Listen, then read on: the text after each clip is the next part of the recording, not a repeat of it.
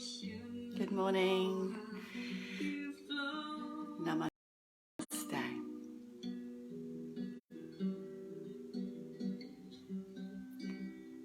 Welcome to my Road to Rapture, part 13 with me, Shakti Sundari. Just playing some beautiful music by the incredible songstress Lydia Baksh, who's going to be joining us live on the book launch event on Saturday. Such beautiful, beautiful sounds. So yes, a little bit late, but hey, that's how my flow is going this morning. Super welcome. We're almost at the end of 3 weeks of lives leading up to, good morning, leading up to the book launch on Saturday for my book, Rapture, a guide to sexual and spiritual awakening for women. So I say this every time at the start, but just in case you're watching and you don't know who I am, I'm Shakti, a priestess of love and sacred sexuality, a teacher of embodied awareness and awakening for women. I'm speaking about my road to rapture, the journey that I've been on over the last 18 years of sexual and spiritual awakening myself, and how I came to write this book, which encapsulates and condenses all the wisdom, insights and practices that have helped me along the way. I'm super excited about today's live. I mean, I'm excited every morning, but I'm even more excited today because I sit and I write my notes before. I'm going to shut my laptop down actually, and I write my notes before coming on live. And as I was writing today, you know, I was getting so excited about what I'm going to share, because I'm going to refer to a couple of case studies today to bring it home, to make it really, really relevant, because I feel like, I guess sometimes when I'm speaking and talking, yes, it's going in, you're hearing the words, it might sound good or whatever, but you know, there's something extra powerful when we can relate it to real life stories. So even though I've given my real life story along the way, I'm going to speak about a couple of client case studies today to really kind of highlight what this is all about, what this book is all about, what the course is all about that goes along with it, and why this is my passion, why this is my calling. You know, I've spoken along the way about my own personal story, which gives you my roots. You know, of course, my calling comes out of my own life experiences. It comes out of my own wounds, traumas, conditionings, and my own quest for rapture, right? So this is how I came to be on this path.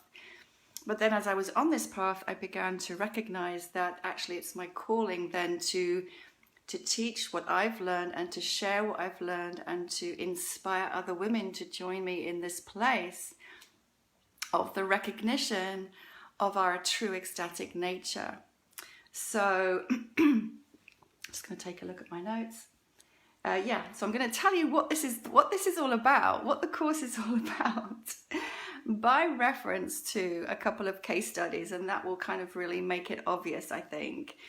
So here we go. And thank you, by the way, before I go into this sharing with a couple of case studies, I want to thank all the women who have come to me, who have worked with me either one-on-one or have come to any of my Shakti Yoga, Dancing the Goddess, Awakening Shakti programs, courses, retreats, the Making Love retreat, the Tantric meditation courses, all of these. I want to thank you all because, you know, 18 years of teaching, 18 years of interaction, 18 years of learning. And in that time, of course, I've learned and grown so much. I've witnessed so much. I've held space for so much. And I'm touched by the heart, by the body, by the vulnerability, by the willingness to trust me in all of this, in this whole path, you know. And there's something so beautiful that comes alive when women are together and sharing in this deeply vulnerable, heart-centered, open space. So thank you to every single woman who has ever worked with me or followed me or been inspired by something I've written or shared. And so, yeah, I'm going to come to a couple of case studies to make this real, even more real than it already is. So the first one, I'm going to speak to some women that I have worked with in my Awakening Shakti program. This is my 9-month deep dive mentorship. And a couple of women who are in their 40s. One of them is single, one of them is married. And I know that these women came to that program with me for this desire for the awakening of their Shakti and the experience of what that is, without necessarily fully knowing what that is, but knowing that that was what they desired. And so we've been journeying on this course. It's a 9-month course, and we're on month 8 now. So we're getting towards the end. And interestingly, the module that we last were with, the one before this one, is called Awakening Sexual Energy. And as it happened, I was ill with COVID. It was the summer break. And so I gifted these ladies the Rapture program that goes along with the book, which is full of self-study practices, full of materials. Basically, it's the content for this. And after having access to that material for 6 weeks, I think, because we had to take a longer time because I'd been ill, neither of them had even looked at it. And as we sat in circle recently, talking about this and exploring the new module that we've moved on to, which is meeting the masculine, I suddenly felt and saw, we were sitting there talking, and I could see the tiredness in their bodies. I could see the getting stuck in mental story and talking, and actually not getting to what was really alive, which was this sense of having missed out on that module. And also an awareness which they hadn't been aware of avoiding it for some reason. And so I said, right, let's stop talking, let's do a practice. And I guided them in an orgasmic chakra breathing practice. Very simple. It took, 20 minutes, 25 minutes max, probably just 20 minutes. Breathing through the chakras, activating sexual energy, becoming orgasmic. In 20 minutes, as we ended the practice and we kind of gathered together again, I looked at those women's faces and asked them how they felt. They were radiant. Their entire visage had shifted from like a little bit heavy, a little bit worn out, a little bit tired, a little bit lackadaisical, kind of feeling the stresses and strains of the day and the life and everything that's going on in their lives, right? It was all gone. Radiant, open, glowing. I asked them how they felt. They said blissful, gorgeous, amazing, completely relaxed. All concerns, all worries, gone, right? So before we'd started that practice, which took, 20 minutes, talking, mental activity, stuck in the head, confused, conflicted. I don't know whether to do this or do that, right? Contradictions, gone, right? Simple, beautiful, relaxed, alive, open, soft, receptive, heart opened in just 20 minutes of orgasmic chakra breathing. And when I see women in that state, I see women being themselves. When I see women being that, I see women being in their true nature. And so the question is, why hadn't they done that already? Why hadn't they accessed that already? I gave them this incredible gift of access to all these practices and teachings, but they hadn't taken up the offer. Why? Going to come back to that in a minute. Here's a second case study. Another client at some time, these case studies may or may not be from now, but they just really illustrate why I've written this book. This is a younger woman, a woman who's in her 30s and has a history of emotional and sexual abuse. And I just want to say to that,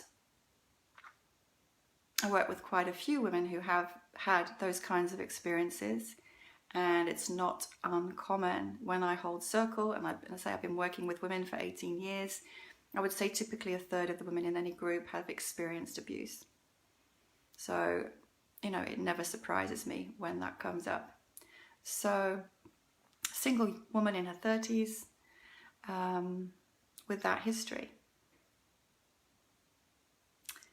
So the first thing that we were exploring together was a tendency to distract herself from feeling lonely or from being alone through sex, through casual sex. And I supported my client to explore this through the body. So we do talk a little bit, but I work through the body, with the body, because of course everything's in the body and nothing can shift unless you come into the body. Simple. So it's a somatic experience, this journey. And within about 5 minutes, 10 minutes max, hardly any time at all, we had together accessed this behavior rooted in a memory of her 10-year-old self. A little girl who'd felt bullied at school, who'd felt that she wasn't getting all the love and attention that she craved at home, who didn't have a male father figure or male role model in her life, and so fixated on princess fantasies, like obsessed with princess stories and the handsome prince coming to rescue her from the age of 10. She's 30 now. That fantasy is still playing out. But we accessed that within 5 to 10 minutes of coming into the body with my guidance, of course. You know, there is a power in the way that I held space for this to unfold and happen. And so there was that experience, and then I asked her before that session to do some homework. And the homework was one of the homeworks that's in my book, because this isn't just a book where I'm telling you stuff. It's a book where I give you practices and meditations and enjoyments. I don't call it homework, I call them enjoyments to do, because without these practices, you're not going to change anything. If you just read a book and put it down again, you're not going to change very much at all. So I gave her one of the practices to do, and the practice is to write your erotic her story. Right? So you start from the beginning and you write however you wish to write it. And as she wrote this, she revealed, began to see a pattern. And the pattern was tolerating sexual advances, tolerating being pushed into sexual behavior that she didn't enjoy, that she didn't want from a very young age. And again, I don't think this is uncommon. I write about that as my experience when I was a teenager in my book. And unfortunately, I think not very much has changed. Perhaps it's even worse. You know, I have an 18-year-old daughter and a 20-year-old son, and they've told me about their experience of being teenagers. That's not what they engage in, but they report back from the front lines, as it were. And then everything I read and take in, I see that this is still common practice. Where did that come from? You know, how could it be that a young girl is tolerating touch that she doesn't want, doesn't feel able to say no? These are really big themes, you know. Sarah Everard case, it's still happening out there. In that case, actually, you know, that's different again, but it's part of the same culture around sexuality. Unwanted sexual advances, tolerating behavior and touch she didn't want and didn't like and didn't enjoy. There was no pleasure in that for her. Why was she doing it? because that was her way of feeling loved, getting attention from a boy because he wanted to be sexual with her, felt like getting the attention that her 10-year-old self had been wanting all this time, right? So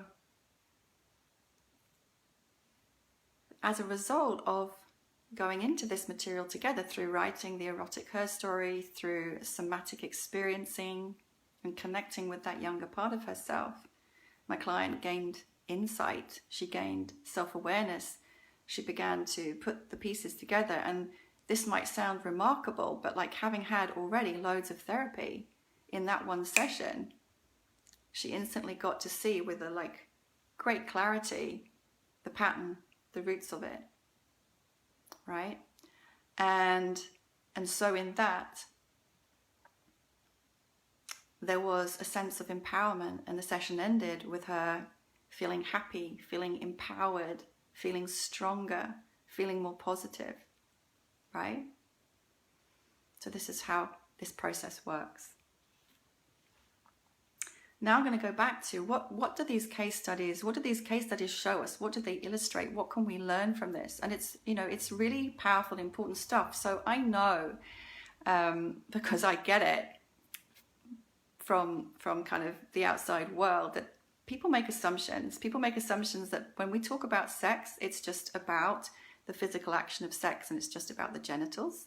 Please, let's just get that out of the way. People assume that when I talk about sex, this is frivolous stuff, you know, airy fairy, fluffy, just about like pleasure.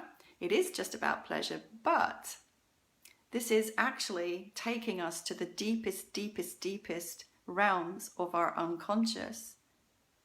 When we touch into the body, when we touch into sexuality, it will touch upon your deepest hidden shame, guilt, and fear. It's not just about the light stuff. It takes us all the way down into the depths of our shadows. And as a result of this, it takes us all the way into our true nature if we are willing to go there. So let's just go back to the first case study of the 40-year-old ladies in my Awakening Shakti group. Why hadn't they accessed that material? Why hadn't they jumped on the opportunity to watch all these videos guiding them through embodiment practices to access their inner ecstasy, right? Well, here's what I see. And these patterns are really common in society, right? An avoidance of what they most desire. I want it. I really want it. This is why they'd come to the course. They wanted this.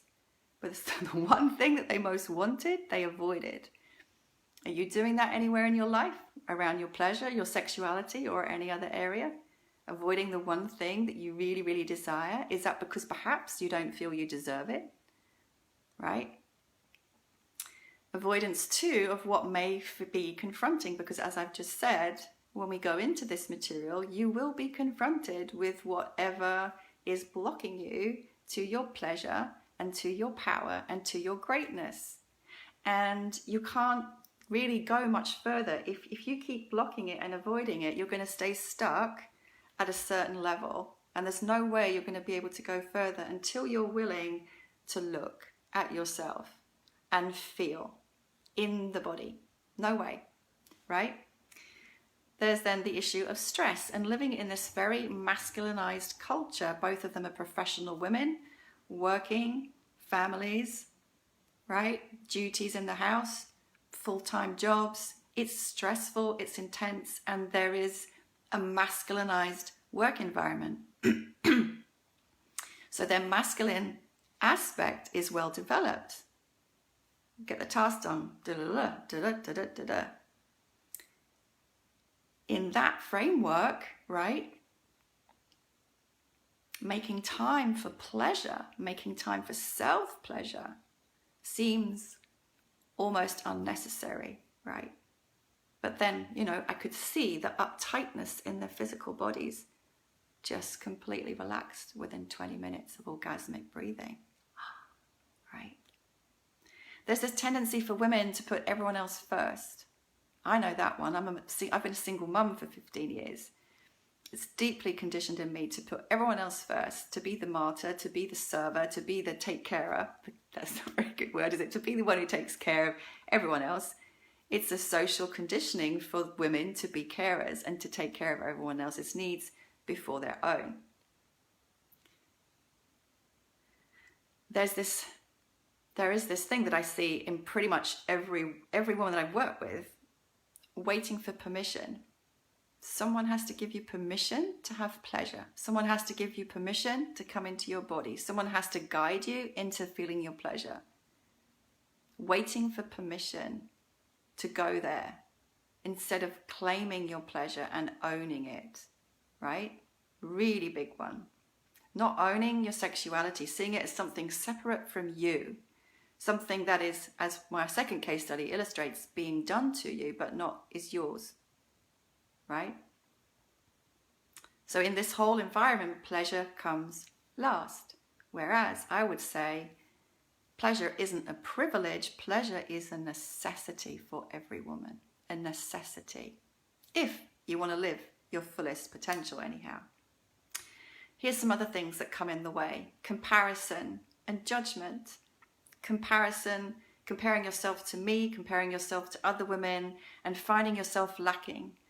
So I'm not good, I can't do this, this isn't working, it doesn't look like that in my body, I must be wrong, I'm doing it wrong, what if I can't? All of these questions that come up around these kinds of practices, of course, come up in sex, you know. But like I say, sex isn't separate to your whole, to all of you. So when I'm demonstrating a practice and my body's, you know, going into ecstasy, then somebody might be comparing themselves to that and thinking, well, why can't I do that? What's wrong with me, right? Comparison, judgment, the inner critic.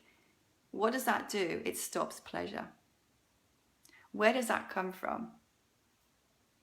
It's not your true nature. It's not in the nature of the divine feminine to compare, criticize, or judge. She loves everything.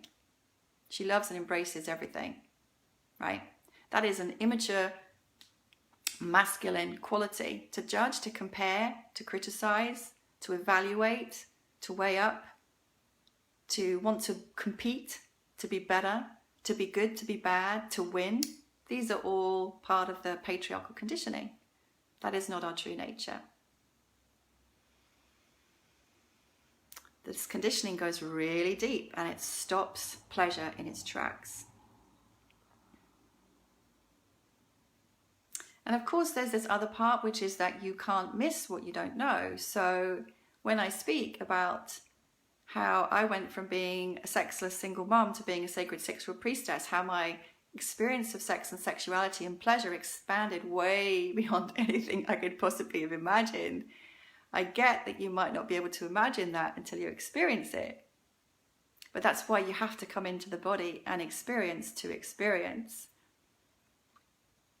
But what's available is infinite. There is no limit. There's no limit. It doesn't stop. So just imagine what you're experiencing now and think what it might be like. Imagine what it might be like if that were expanded 5-fold, 10-fold, 100-fold, 1,000-fold, right? And keep going. There is this tendency to keep ourselves small in the safety and security of what we know. It's safe when we know what we know, but it's also limiting.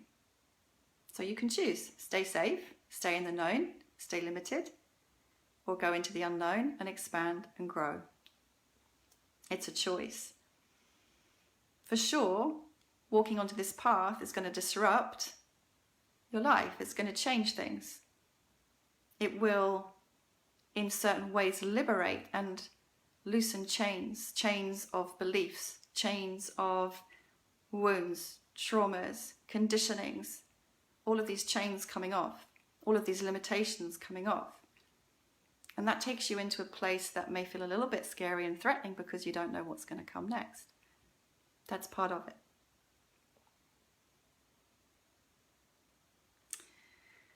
And then in the case of the second case study, the single woman in her 30s, what this highlights is how, again, and I guess I feel like I keep saying this because it needs to be said. Sex is about all of you and it's for all of you. If there's a problem or a block or a barrier or a distortion or a predilection or a kink, any of it, it's not about the act itself. It will be related to your whole history. It will be related to, as in her case, the 10-year-old girl who didn't feel she was loved and resorted to the princess and the prince fantasies to assuage that need in herself. And you could go back further, because of course there are ancestral, there's the whole ancestral lineage, but I'm not going to go that far for now. It's just about understanding that it's about everything. And to resolve and change something, everything has to be included in the resolution. We get to see in her the lack of ownership of her sexuality, the lack of ownership of her body, the lack of boundaries, the tolerance, the allowing of male invasion of male dominance of, right? Seeking love in sex, thinking that having sex and pleasing a man or a boy who wants sex is going to make her feel valued and worthy. So it's not about sex at all. It's about insecurity. It's about a lack of self-worth. It's about a desperation to be loved, right? The romantic fantasy of the handsome prince coming to rescue you. Gosh, I've lived that one out. The culture is full of it.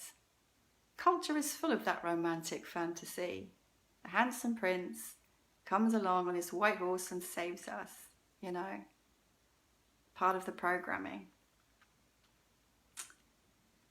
And another part that I see in that case study with that particular client is, I think it is beginning to change now, but from my kids' generation all the way up to mine, there has been a complete lack of sex education, of conscious awareness, of conscious relating, of parents, schools, society, teaching young people who go through puberty how to handle their sexual energy, how to respect one another, how to love themselves, how to honor their boundaries.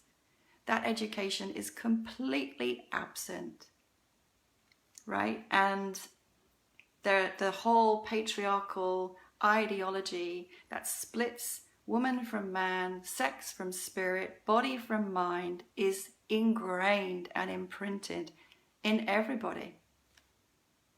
And that is the root of why those kinds of things can happen. Sex is seen as dirty, sinful, disgusting, and yet the most desirable thing, right? And everyone's living with that paradox in their bodies and their minds, this conflict. That is why I wrote this book, Rapture. That is why I teach what I teach. That's why I teach the course Rapture, to undo.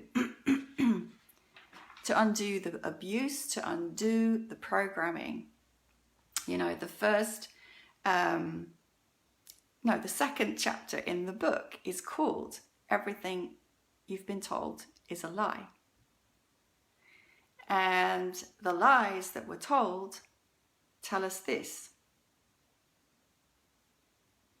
Sexuality is to be hidden. The feminine is to be hidden. So if you, just for a moment, for me, this is the paradigm that I work in. So sexuality, emotions, the body corresponds to the feminine in this paradigm. That aspect of ourselves in the patriarchal framework, it's hidden, it's denied, it's suppressed, it's controlled, it's demeaned, it's undermined, it's separated, it's divided, it's judged, it's punished, and it's demonized. The feminine is demeaned, demonized, punished, controlled, forbidden, shamed, guilted. And all of that is imprinted in the body mind of men and women.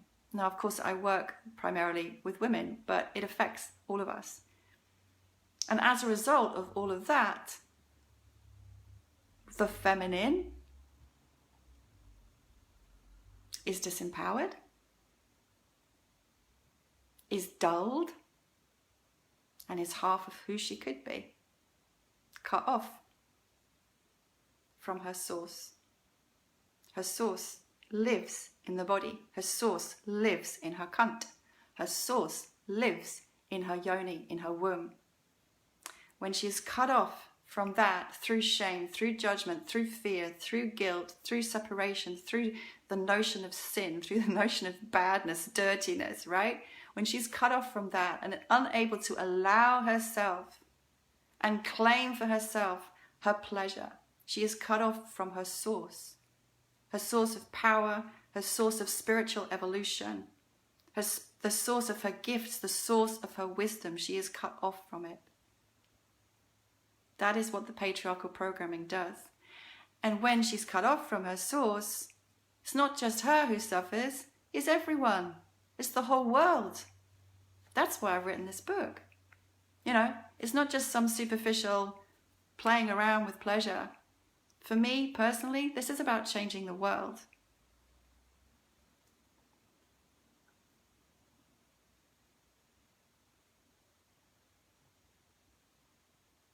Just remembering the faces of those women, you know, just for a moment, remembering 20 minutes of orgasmic chakra breathing, just that, and they shifted from dull, tired, stuck in their minds to radiant, glowing, alive, blissful, loving, open.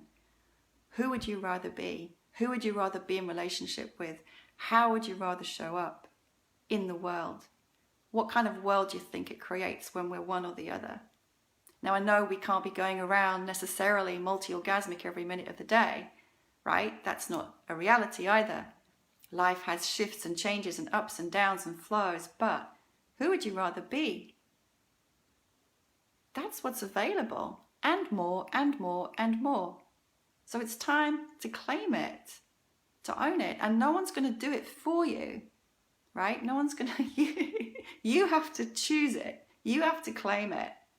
So this book takes you on that journey. This is my road map. It's my road map. It's my road map. I'm not very good at rapping. For women, I'm going to read from the back now, wishing to reclaim their innate spiritual ecstasy in lovemaking and life. So it takes you on this journey, chapter by chapter, with teachings, yes, but every chapter has a movement practice, a meditation, and an enjoyment, because you've got to come into the body. Read it, yes, that's great, but if you just read it and don't do the practices, I don't think much is going to change. You might be able to have some really interesting conversations and show off your intellect and your understanding, but you've got to come into the body and do the work. In the interview that I did with Dara Stara on embodying Rapture the other week, you know, she calls this blisscipline. There is an element of blisscipline involved, and there can be an inertia around that because it's going to shift you out of the comfort of the known. But I tell you one thing, the path of Rapture never can happen through the mind. Never.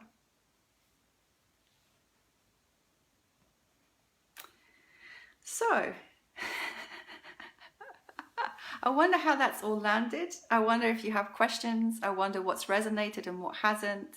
I wonder what's lit up in you as I've been speaking and what might resonate. I'd love you to buy this book, you know, to take this journey, to liberate yourself, to basically flip the script. You know, everything you've been taught is a lie, and this book is a support for you to flip the script. See the lies, because, you know, when we've been programmed and conditioned, it can be really hard to see them at first. And then, but when we look, we begin to see. And as we see, we become more aware. As we become more aware, we open to what's possible. As we explore the unknown and allow and trust and take steps forward, we expand. And so it goes. expanding, taking off another layer, seeing something else, healing another wound, integrating another aspect of the shadow.